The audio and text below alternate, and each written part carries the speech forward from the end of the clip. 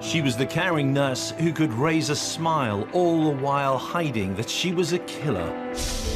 Her outward appearance, nothing but a front. Elizabeth Wettlaufer's secret is that she is essentially empty. For her, life is meaningless.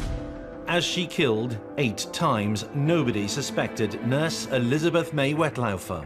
While on the outside to her fellow co-workers, she's this jovial woman who laughs and giggles and lights up a room.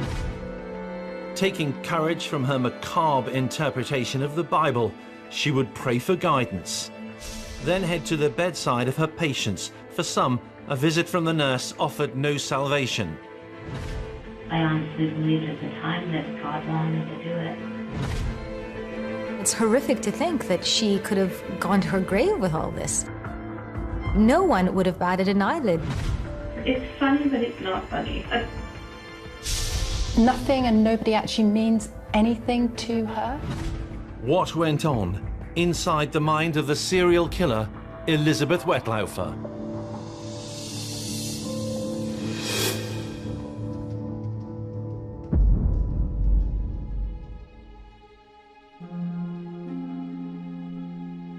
Elizabeth Tracy May Wettlaufer, 45.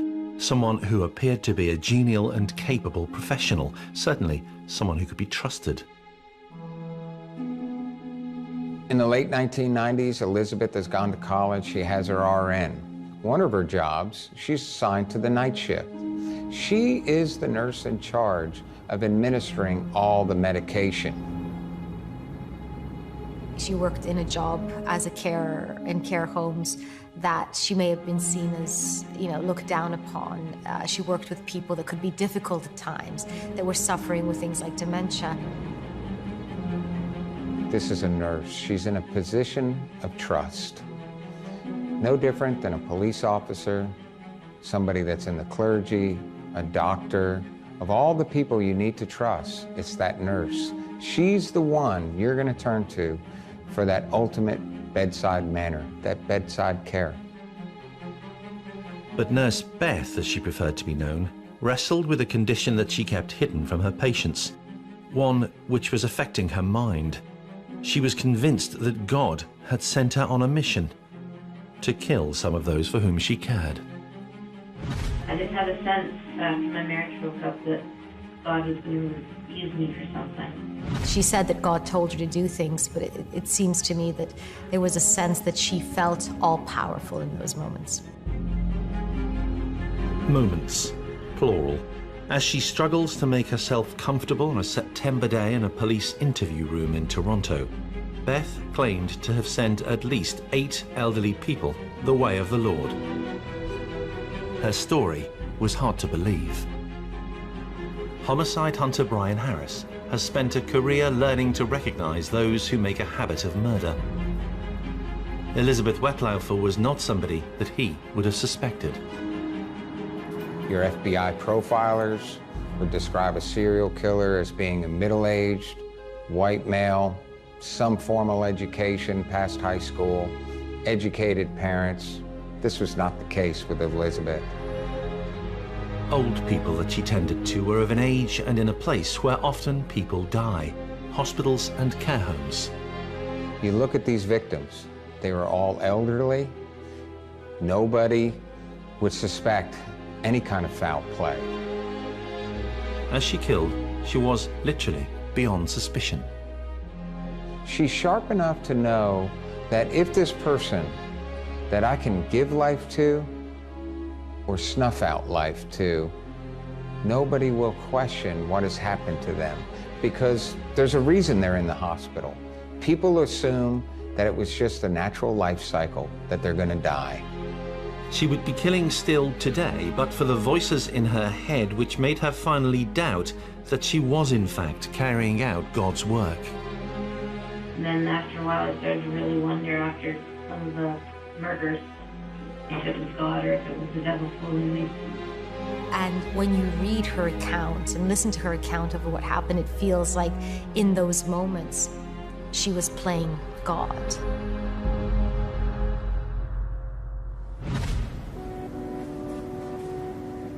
How had it come to this for Elizabeth Wettlaufer? At one point in her life, she seemed settled, enjoyed inviting guests to visit her at her home where she lived with her then husband. So what had happened and what was going on inside her mind as she appeared in front of Canadian police voluntarily on September 29th, 2016?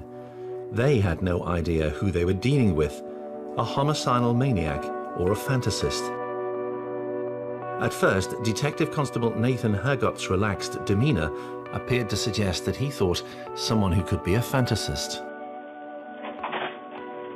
Sorry about that. That's okay. There's too many people moving and shaking around here. You can't really keep track of who's doing what. So yeah, like I said, I'm just going to go through for everything in this room is audio and video recorded first off. Are you okay with that? Oh, yeah. Okay. So I just want to go through, like I said, a couple formalities, cover a few little things off, things that I have to do on my end that I need to do, and things that I just want to tell you and make sure that we're all on the same page before we get going. Okay. Okay? So. The detective was about to hear a story which stretched credibility. The lady opposite him had not been under suspicion of a crime of any sort, but on her arrival at the station, she had proffered a handwritten confession detailing how she had killed 8 times and attempted to kill a further 3 times. Was her story true? If it was, Detective Hergott had just her word for it. There had been no complaints, there was no evidence, but the handwritten confession and Wettlaufer herself. Okay, you're not under arrest. The door is unlocked. Okay, I'm not impeding your way to the door. If you want to leave at any time, if you want to stop talking to me at any time, you just let me know. Who is Elizabeth Wettlaufer? Psychologist Linda Papadopoulos has been tracing her timeline. So we know that Elizabeth grew up kind of a normal upbringing, although it was said to be quite religious, quite strict and religious. And I think there's something about growing up like that that perhaps makes you feel very confined by societal rules and norms. It was normal to get married, so that's what Elizabeth did. In 1997, Elizabeth got married. She was following her life path. This was a woman who was raised with a mother and a father in a household that they were devout Christians. She grew up in the church. Getting married was just another part of the typical life cycle. You're born and raised in Woodstock? Yeah, born and raised in Woodstock, married from 97 to 2007. Her marriage, though, didn't work out. She was confused about something. Her devout Christian ways did not allow her easily to accept something she was slowly realizing. You see, there was something else going on with Elizabeth. She was battling of who she was on the inside. Elizabeth was a lesbian.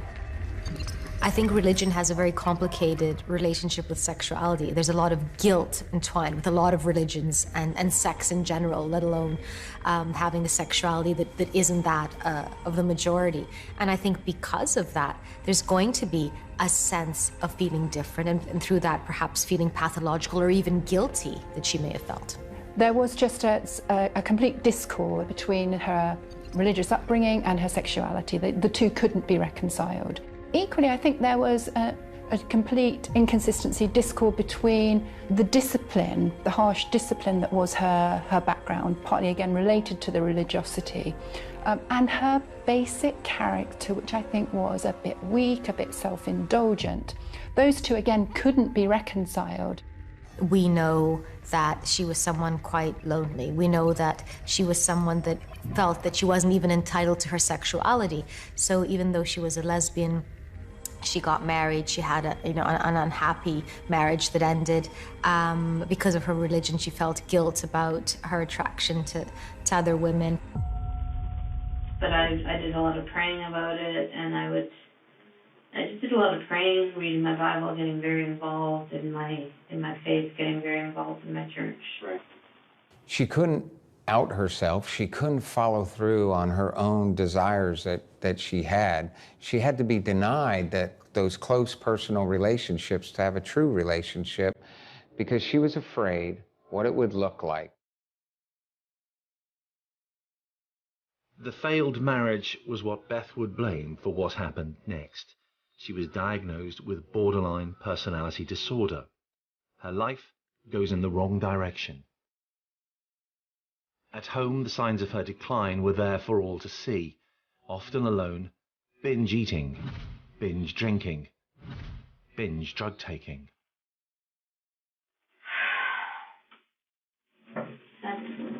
That's where things get a little crazy. Okay. This is part that I haven't told the doctors. Because it seems so stupid now. When my ex and I broke up in 2007, I was already taking the medication for my borderline personality disorder. It may very well have been that she felt that her life was spiraling, that she was losing control of what was going on, especially if she wanted to keep this facade up of having this marriage because it allowed her to portray an ideal she felt that she had to portray. And it may be that because of that, she needed to assert some sense of power and control in a different way. And she does this quite horrifically by killing. Eventually, her true sexuality takes its course. And I met a woman online, and she decided to move to be with me. Okay.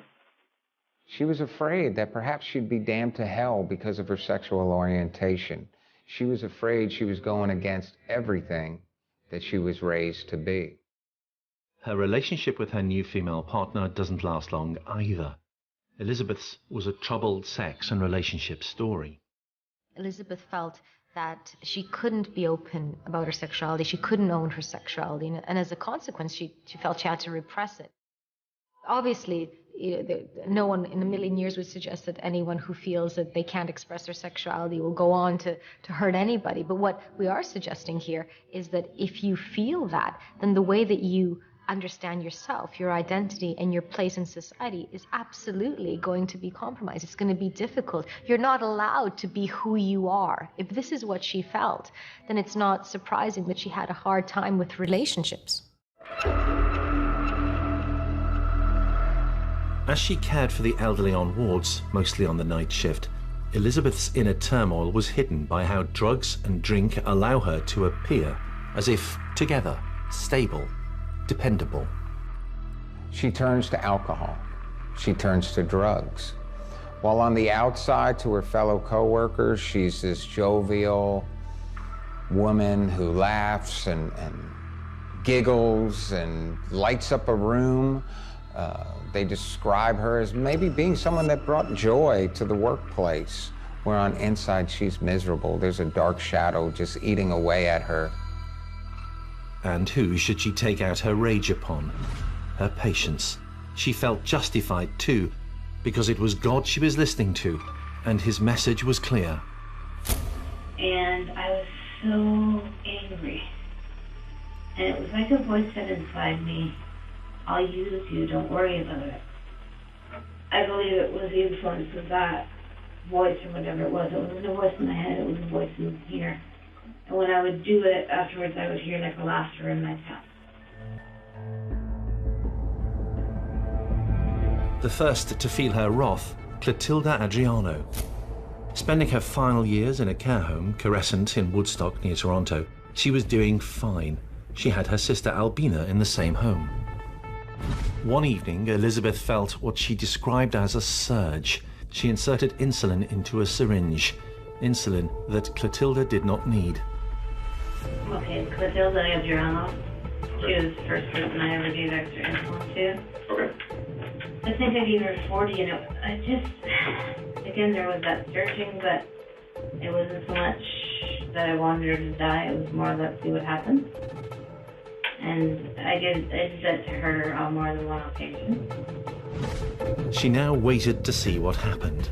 The mixed-up Beth Wettlaufer left the survival of Clotilda Adriano to fate, and to God's will, and to the effects of insulin on the body of an old woman who didn't need it.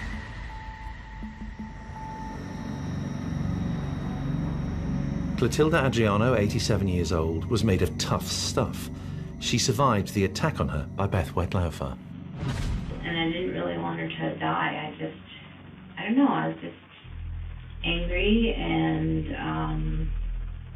had this sense inside me that she may be a person that God wanted back with him. And is that feeling you're referring to that you had in your stomach at times? Yes. Elizabeth's gut feeling, what she described as laughter in her tummy, may have been about her instinct, but her choice of insulin to attack Clotilda was perfect science. The weapon of choice for Elizabeth was insulin. What's significant about that, as a nurse, she knows that insulin gets absorbed in the body. While it can kill, depending on the dosage, it will also dissipate. It is very, very hard to detect, and Elizabeth knows that. Insulin disappears from the bloodstream, so the serial killer in the making was free to try to kill again.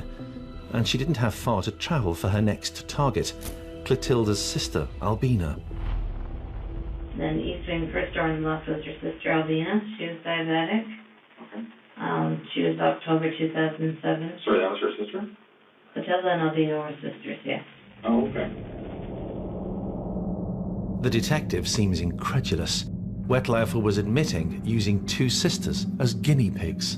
How much insulin would it take to kill an elderly person? Clotilda was 90 or so. And her sister? Albina was probably 82. And did they have family that would come and visit? Yes, yes, All right. very much so. Who would that be that would come to visit? Clotilda, I think it was her daughters, and Albina was her husband. Like her sister, Albina survived the attack by Wettlaufer, but Elizabeth would have plenty more opportunities. She would go home, hide behind closed curtains, look forward to buying her latest batch of scratch cards. And then she would head back to the bedsides of vulnerable patients. Powerless at home, powerful on the ward. Elizabeth is the one that has to show care for them. Elizabeth is going to be the one to relieve them of their pain. Elizabeth is the one that is going to be in charge of giving them their medicine that will hopefully heal them, or at least aid in their healing process. She has a lot of power working this night shift. And all the time, psychologically tortured. Linda Papadopoulos enlisted forensic psychologist Donna Youngs to help investigate the mind of Elizabeth Wettlaufer. There are people who are quite simply not what they seem, and Elizabeth is very definitely one of those. She presents this exterior, this external presentation is of somebody who is so caring, so empathetic. The stark contrast between her inner psychology and her external presentation is really striking. As a nurse, Beth Wettlaufer appeared proficient and professional. But at home, she would nightly return to a crumpled world with too much food, drink, and too many pills. Alone with her misery, and listening to what she thought was the word of God. No partner, children though she wanted them, desperately seeking a sense of purpose, unfulfilled as a nurse. She knows how to play the roles, and that's what she's doing here. Really, Elizabeth Wettlaufer's secret is that she is essentially empty. For her, life is meaningless. She had failed to kill twice. James Silcox, an 84-year-old veteran of World War II, was next on her target list. She upped the amount of insulin in a syringe. When confessing, she remembered every detail of events of a late August day in 2007. I have written it, I have read it, I have, lived it, so. Yeah, absolutely. So, Mr. Silcox. Yes. Okay, September of 2007. Yeah. Okay. The first one that died as a result of what I did. Okay. The first one to have died as a result of what she did, James Silcox. Wettlaufer suggested she had legitimate cause to kill. And tell me about your knowledge of James and your daily interactions during a shift with him. I didn't see him every time. He wasn't always my patient. I just knew from what people had said that he would grab the nurses' breasts and buttocks and do say horribly inappropriate things about his wife. James, who had dementia, did not survive the shot of insulin. He had recently had major surgery, and it was thought that he had died as a result of complications from that surgery. In fact, he had become Elizabeth Wettlaufer's first victim. One afternoon I was working with him and he did grab me. And again, I got that feeling inside that this is his time to go. Wettlaufer did occasionally let the mask slip. One time she was found in the stairwell, passed out, a heavy alcohol smell. Others talked about how they thought they smelled alcohol on her, but no one ever reported her. It was the wall of silence. Just before Christmas 2007, Elizabeth took a dislike to an 84-year-old patient called Maurice Granat. He was another one who liked to grab breasts and asses. She was not about to allow that to go unpunished. Where she couldn't control what was going on in her personal life of who she was, she darn sure could control what was going on the night shift or any other shift that she was assigned to work. One afternoon I was working with him and he did grab me. And again, I got that feeling inside that this is his time to go. So I gave him an overdose of insulin after supper. And I believe he died the next day. Maurice Granat marked her second homicide. Another day, another death of an old person in a care home. Nothing suspicious. People aren't questioning. They're not questioning Elizabeth. People die in hospitals, especially elderly patients.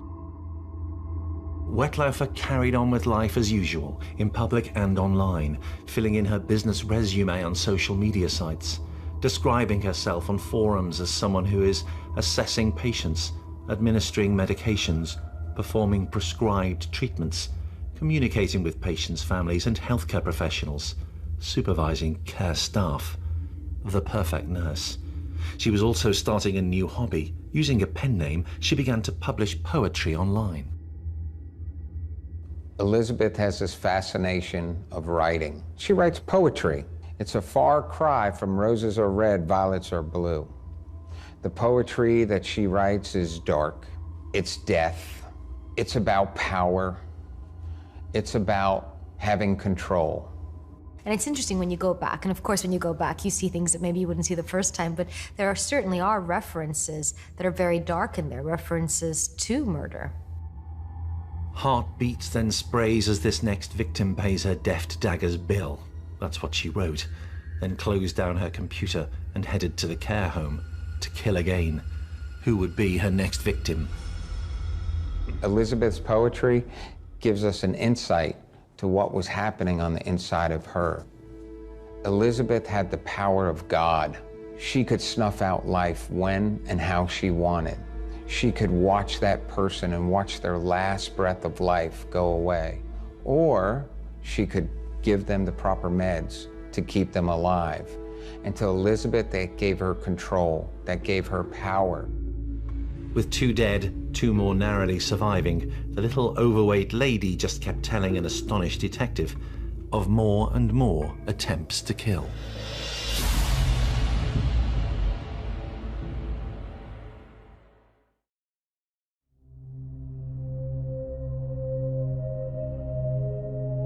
Wayne Hedges had lived in Caress since the year 2000. He was regularly given insulin as part of his treatment. He was also diagnosed schizophrenic and not one of Wettlaufer's favorite patients. Then there was Wayne. He was on the nurse wing. He had dementia. He was diabetic. He could be uncooperative. And I gave him a large overdose. Because I thought it was his turn to go. His turn to go. Wayne Hedges did not have dementia. At 56, he was the latest to be attacked by Beth Wettlaufer. He survived, but she was far from finished with her killing. 56-year-old Michael Priddle, a sufferer from Huntington's disease, survived a Wettlaufer insulin attack too. Occasionally, the dosage she applied was not enough to cause death. Throughout 2007 and 2008, Wettlaufer's personal life continued to be in a mess. None of those that she met had formed a lasting relationship, the kind that Elizabeth May had always wanted. She'd meet people via dating websites, but no one would stick around. One complained she came onto her far too quickly. The fluctuation is a classic symptom of somebody with an emptiness within them, as is the abuse of drugs and alcohol. Somebody looking for meaning, looking for solace, looking for a way not to feel the emptiness that they feel. Over the next 2 years, Wettlaufer tried a variety of ways of comforting herself, of coping with her feelings of emptiness. The alcohol and the drug abuse are classic ways of seeking meaning, of trying to relieve oneself from the pain of the emptiness that she feels, of trying to find something where she feels nothing, where she finds no meaning. She continued exposing her soul and her poetry. She wrote under a pseudonym and was quite prolific, published a lot of poems. Using prescription drugs. Any inhibitions that most people have about medications, about drugs, are much reduced with her. Her drinking becomes legendary. And she eases that pain with the use of drugs and alcohol, and it gets worse and worse and worse. And of course, she could always turn to God. I had a pastor that I told me, prayed over me and told me I'd be fine. And that was God's grace. By 2011, still working at the Crescent nursing home near Toronto, the drink, drugs, writing and praying had not stopped Elizabeth Wettlaufer wanting to kill. As ever, she had easy victims from whom to choose. Her life is spiraling, and it's the perfect storm. She has a vulnerable population that she is solely responsible, and she has a literal murder weapon that no one can trace because these people need the insulin. Over 3 months, Mary Zuravinsky, Gladys Millard, and Helen Matheson all fell victim to nurse Beth Wettlaufer. Mary, according to Wettlaufer, was almost asking for it. One night she said, you know, I'm going to die tonight. Mary said that? Yeah. And I said, oh. And she said, yeah, why don't you get me into the deathbed so I can die? And I said, are you sure? And she said, yeah, put me to bed, I'm going to die. So I said, okay, and I went to the other nurse that was working with me. And she said, oh, okay, well, let's put her inside the care room if that's what you want. So we did, and then I thought, well, she must be the next one. Mm-hmm.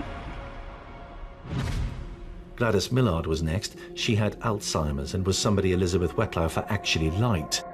But she would soon find herself injected with insulin. Yeah, she was very spunky, but she went downhill fast. Did she? Eventually, she had dementia, didn't take her pills well, didn't eat well, very stubborn woman. And as always, one evening I just got that red surging feeling that she was going to be the one. And gave her insulin overdose. And then came the murder of Helen Matheson. Elizabeth gave her a piece of pie and ice cream, and then a few hours later, injected her with insulin. You don't say a lot of negative things about Helen here. Did you get along with her okay? Did she ever do anything to harm you, or? No, she was very quiet. It was just, I got that feeling that she's next at the time, so. It was November 2011. The death count was rising, and so were concerns about Elizabeth. By 2011, 5 people had died under Elizabeth's watch. Now, during this time as well, her co-workers, they've seen some changes in her. They've smelled alcohol. They've noticed some bizarre behavior, but they're not connecting it with the deaths of the patients. It's just that, wow, 5 people have died. And Elizabeth's behavior and actions, they don't report anything. She should have at least been removed or sent for treatment for her alcohol or her drug problem. A Scottish woman called Helen Young had settled in Canada after the Second World War. Wettlaufer did not take kindly to her. Miserable and unhappy with her life was how she described her. Hers was another name featured in Wettlaufer's handwritten confession in the interview with the police too. Helen was miserable. She frequently yelled out, help me nurse. She frequently yelled out she wanted to die. She just was not happy with her life. She would wheel around in her wheelchair saying, help me nurse, help me nurse, help me nurse, help me nurse. And when you went to help her, what do you want help with? Nothing. Get away with me. Go away. Help me nurse, help me nurse. didn't want to eat, didn't want to drink. Very difficult to deal with. During this stage of her life, Donna Youngs believes that Elizabeth Wettlaufer felt that she had no role in life, no partner, not a mother, confused about her sexuality. People like that feel they are literally nobody. In the confusion, they just give up. And without any proper identity of their own, then they never develop any feelings about it. Nothing or nobody becomes significant to them, because you need an initial identity of your own before anything else can matter to you. Wettlaufer's victims, in her eyes, simply did not matter. And instead, she almost blames the victims, saying, well, they were very difficult. They were very naggy. They were a very difficult person to deal with. I honestly believed at the time that God wanted me to do it. It was the same throughout the interview. Elizabeth's motivation wasn't, according to her, to kill. It was God's will. She was merely the instrument. In reality, she had the choice of whether people lived or died. And when you have the freedom to choose, you have godlike powers. So you see, Elizabeth had the freedom to choose. She had the freedom to choose between good and evil. And time and time and time again, Elizabeth chose evil. Why? She enjoyed it. You see, if sinning was so horrible, if it didn't feel good, people wouldn't do it. Wettlaufer killed 2 more times at Curescent Care Home. Maureen Pickering was target number 11. Again, not somebody that Beth liked. Maureen was a handful. She would attack other patients. She would pull their hair. She would hit them. She would pinch them. Not diabetic, should never have been given insulin, but Wettlaufer gave her a massive dosage. So, yeah, I overdosed her. I think she certainly felt a great sense of power over the people around her, and I'm guessing that she felt very powerless in other parts of her life. Elizabeth's days at Curescent Care were numbered. Ironically, she fell foul of management because she was spotted giving an incorrect dosage to a patient. She received a firm rebuke in writing from her boss. You had administered the wrong medication to a patient, it read. The resident experienced distress. Beth, although you acknowledged this latest error, this is another incident in a pattern of behaviors. The termination of your employment is warranted. So I was fired from Crescent Care for medication errors that had nothing to do with this. By 2014, 2 more people have died. One in 2013, one in 2014. And so now the facility itself, they're very much aware of Elizabeth. And they decide to remove the problem. They, in essence, fire her. But they don't make any notes, they don't tell anyone, they just fire her. But there is a shortage of care workers who are qualified nurses, so Beth Wettlaufer soon got a new job. Then from there I went to Meadow Park Nursing Home. Okay. And at the Meadow Park Nursing Home, she started killing all over again.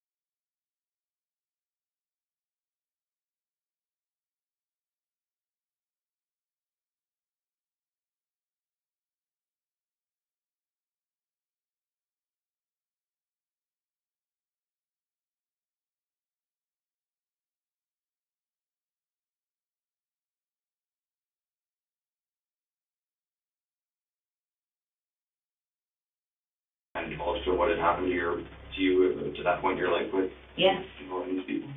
Yeah. And so she thinks she can confess, and then she can be in some way redeemed, I think. Perhaps the pastor did not believe what he was hearing. Police were not told. Then Wettlaufer had a meeting with friends when she tells them what she's been doing.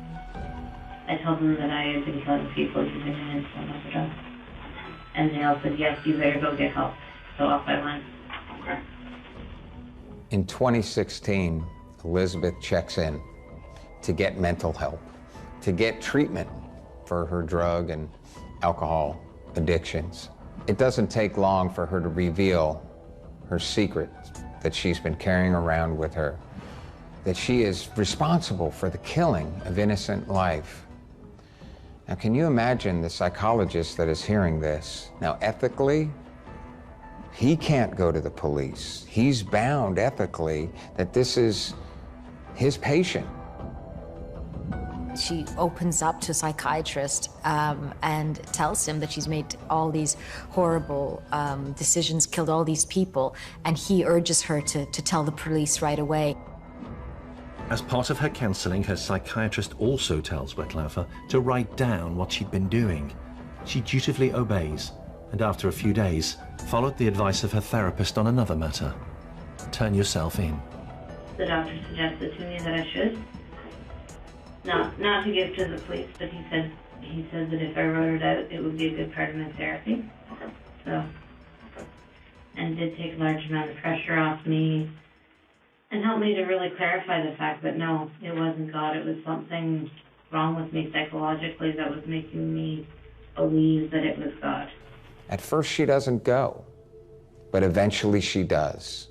She turns herself into the police and starts telling a story, and a story, and a story, and a story. She tells them about each body, each person. She describes how she snuffed the life out of them, watching them die. What was most profound is during her storytelling, she cackles. Okay. Funny, but it's not funny. She giggles. She laughs. Oh, perfect. Sure. There you go. Which one has the vodka in it? While all people are capable of taking human life, only a few actually have. And out of those few that have, very few enjoy it. And those that enjoy it are today's serial killers. Elizabeth enjoyed it. You can hear it in her cackle. You can hear it in her laugh. It's the only thing she could control. She enjoyed taking that life. Why had she confessed? According to criminal profiler Donna Youngs, not to help the relatives of those she had murdered. It was more for her own sake. She doesn't like having the responsibility of being the only person that knows what's happened. That's not something that somebody like her would enjoy carrying. She wants to share it for that reason. It's a selfish motivation behind the confessions, and it's an emotional unburdening.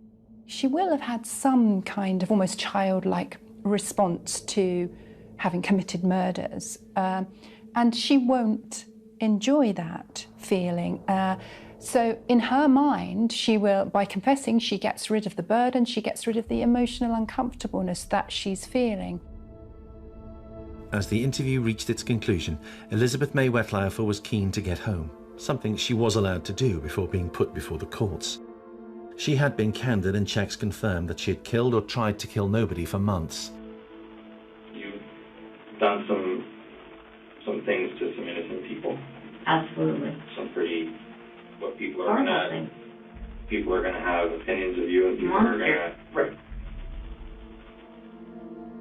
The interview room confession seemed to be Wettlaufer's way of cleaning the slate now that she had a clear mind, because before she claimed that she hadn't. That is why she misread the signals from God. And now I know that it wasn't God, and I'm ashamed of myself that happened, but I also think that it was mental health. You know, I think it was, I was in my right mind, or I would have been able to tell. I mean, I was raised to believe in God. I was raised from a baby to go to Sunday school. So how could I get such a strong feeling that this is what God wanted, unless it was something wrong with my head? Wettlaufer was charged with 8 counts of murder, 4 of attempted murder, and 2 of aggravated assault. She did not contest the charges, having confessed, and on June 26, 2017, Wettlaufer was sentenced to 8 concurrent life sentences with no possibility of parole for 25 years. But for the confession, it's highly unlikely the crimes would have come to light. And in the end, all those times Elizabeth was trying to take control and have that control with her victims, she had the ultimate control when she finally decided to confess. She could have remained silent. You know, it's horrific to think that she could have gone to her grave with all this. There is not a doubt in my mind that without Elizabeth's confession, without her coming forward and talking to those detectives, these cases would never be solved. No one would have batted an eyelid. This was, you know, these were the most vulnerable people, or some of the most vulnerable people in our society. We expect them to die. We expect her to be doing her job. No one was watching. She literally could have gotten away with murder again and again and again.